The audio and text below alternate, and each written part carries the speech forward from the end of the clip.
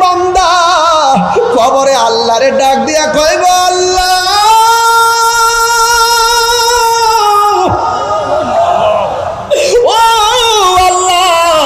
বেনামাজি হইয়া কবরে আসলে যদি এত আযাব হইতো, দুনিয়াতে কোনদিন নামাজ ছাড়তাম না।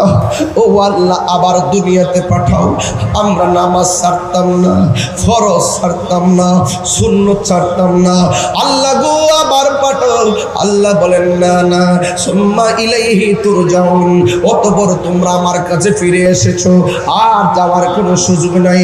ইন্না লিল্লাহি ওয়া ইন্না ইলাইহি রাজিউন, আর ফিরে যাওয়া যাবে না। এখন তোমরা আর দুনিয়ায় যাওয়া যাবে না। জীবনের পরে মৃত্যু দিলে মৃত্যুর পরে আবার যখন জীবন দিব, এরপরে আর কোনো মরণ নাই। এরপরে জীবনটাকে দুনিয়া বলে না, কি বলে? এরপরে জীবনটাকে আখিরাত বলে। কথা কোন ঠিক না বেঠি? নাইরি নায়র হইল শেষ, এবার চলো নিজের দেশ। নায়রি নায়র হইল শেষ, এবার চলো নিজের দেশ। তোমার জীবন খাতায় লেখা আছে, জীবন খাতায় লেখা আছে স্বামীর দেশ, এবার চলো নিজের দেশ। নায়রি নায়র হইল শেষ, এবার চলো নিজের দেশ। কি ভাষায় ওয়াজ বুঝাবো? আমার বাড়ি ব্রাহ্মণবাড়িয়া, আপনাদের থানায় আমার ব্রাহ্মণবাড়ির ওসি মহোদয় ছিল, এখন আছে কিনা আমি জানি না। আমার ব্রাহ্মণবাড়িয়ার আমার ভাইয়া ছিল।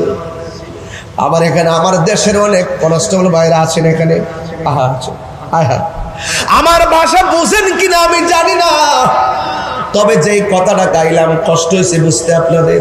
নায়রি নায়র হইল শেষ, এবার চলো নিজের দেশ। নায়রি নায়র হইল শেষ, এবার চলো নিজের দেশ। তোমার জীবন খাতায় লেখা আছে, জীবন খাতায় লেখা আছে স্বামীর দেশ, এবার চলো নিজের দেশ। নায়রি নায়র হইল শেষ, এবার চলো নিজের